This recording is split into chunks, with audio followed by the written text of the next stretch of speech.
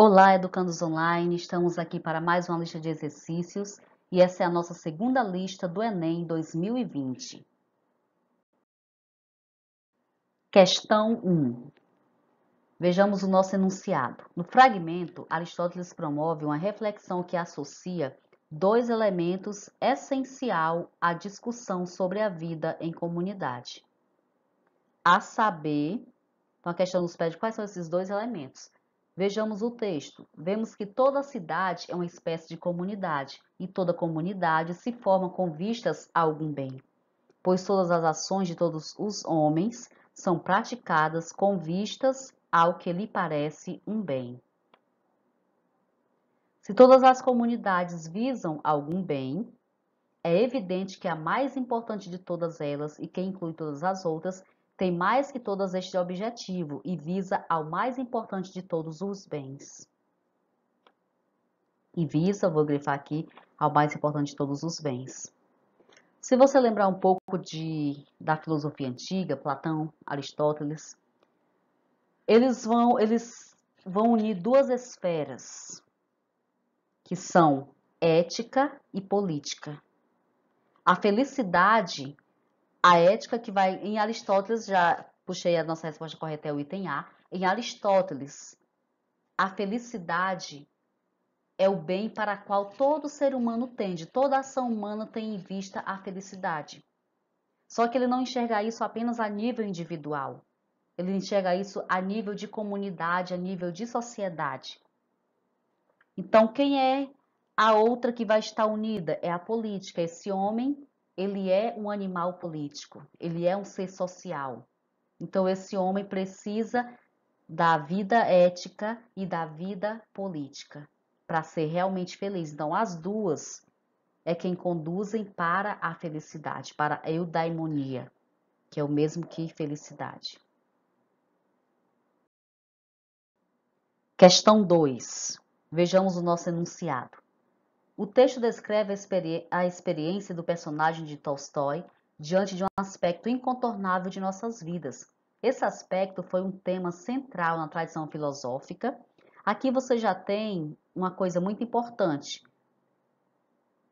Vai falar de um aspecto de nossas vidas.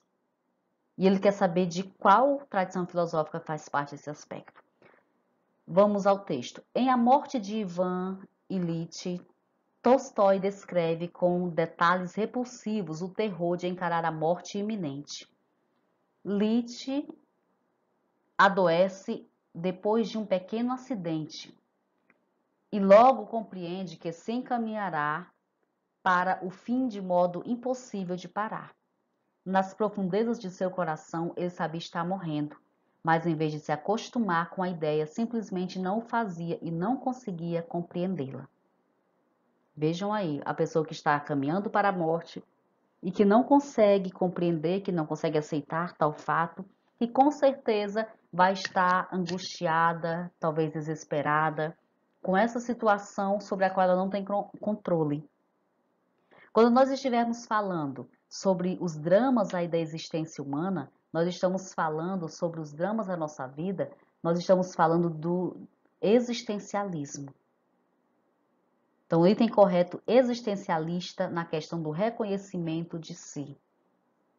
Quando vocês virem questões que tratam de angústia, de desespero, de pensar sobre o sentido da própria vida, de pensar sobre si mesmo, sobre o próprio ser, nós estamos falando de existencialismo. Questão 3. Vejamos o nosso enunciado. Para o autor, a característica que define o ser humano é o logos, que consiste na. Em que consiste aqui o logos? Mais uma vez estamos com a questão de Aristóteles. Mais uma vez o nosso autor Aristóteles. Sem dúvida, os sons da voz exprimem a dor e o prazer. Também a encontramos nos animais em geral. Sua natureza lhes permite somente sentir a dor e o prazer e manifestar-lhes entre si. Mas o logos é feito para exprimir o justo e o injusto. O logos é feito para exprimir o justo e o injusto. Este é o caráter distintivo do homem face a todos os outros animais. Só ele percebe o bem e o mal, o justo e o injusto e os outros valores. Só ele, olha, só ele percebe o bem e o mal, o justo e o injusto e os outros valores.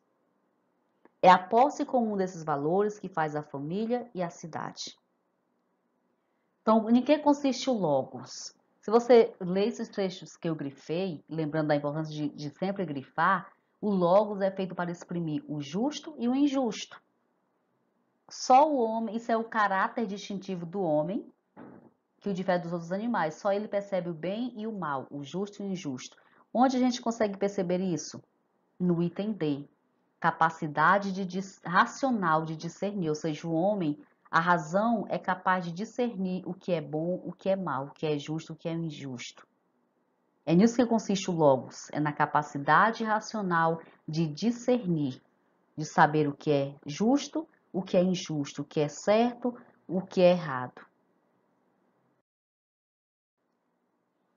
Questão 4. Vejamos o enunciado. O fragmento atribuído ao filósofo Tales de Mileto é característico do pensamento pré-socrático ao apresentar uma. Então, nós temos um texto que se refere a Tales de Mileto e ele pode ser considerado pré-socrático ao apresentar o quê? Aquilo que é quente necessita de umidade para viver, e o que é morto seca. E todos os germes são úmidos, e todo alimento é cheio de suco. Ora, é natural que cada coisa se nutra daquilo de que provém. Lembrando que Tales de Mileto é o primeiro filósofo pré-socrático. Ele está dizendo basicamente aí que tudo necessita de algo para existir. E esse algo ele vai chamar de água, que vai ser o elemento essencial de todos os seres. Então, por que o pensamento dele é pré-socrático? O que é característica nele que a gente pode chamar de pré-socrático? Porque ele traz uma explicação racional sobre a origem e a transformação da física. O que é que o Tales tenta explicar? Como surgiu tudo, como é que essa natureza, que é a física, como é que ela existe? Qual é o elemento primordial? E ele faz isso não usando histórias, não usando mitos, mas ele faz isso através de pensamento racional, de uma reflexão racional. Questão 5. Vejamos o nosso enunciado. A tese apresentada pressupõe a necessidade do conhecimento verdadeiro para. Ou seja, para quê? E o nosso autor aí é Platão. Para que Platão quer o conhecimento verdadeiro? Ele é necessário para quê?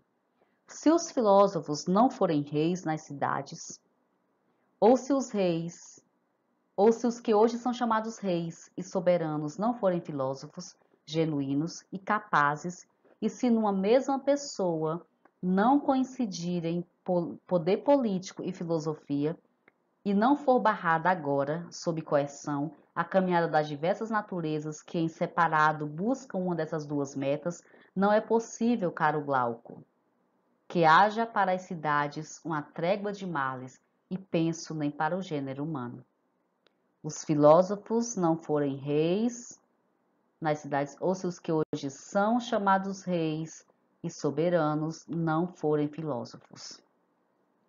Gente, nessa obra, A República, que é onde foi tirado esse trecho, Platão está falando como se constrói uma cidade justa. Então, ele vai apresentar aqui toda a sua teoria do conhecimento, mas ele está apresentando por quê? Porque ele tem em vista a organização de uma sociedade justa. É por isso que ele vai mostrar como é o ser humano, como deve ser a educação, como se atinge o conhecimento verdadeiro, como ele vai fazer o homem compreender o próprio desenvolvimento, esse homem que tem uma alma racional, apetitiva, concupiscível, irascível, né? Então ele vai fazer toda uma análise do ser humano, porque ele tem em vista o quê? A construção de uma cidade que seja justa. A educação que quer se dar é para que se construa uma cidade justa. E a classe, então ele divide nas 3 classes, e a classe mais elevada é a classe dos filósofos, porque os filósofos são aqueles que contemplam a verdade. Então, para a cidade ser realmente justa, ela precisa o quê? De um filósofo no poder, porque o filósofo, ele ia conduzir o seu povo àquela cidade de acordo com a verdade, guiado pelo conhecimento verdadeiro, ok? Você baixa aí a lista de exercícios que vai estar na descrição do vídeo, deixa aí o seu like para nos ajudar, inscreva-se no canal para ter acesso a novos vídeos, a mais conhecimento. Grata pela sua atenção e até o nosso próximo vídeo.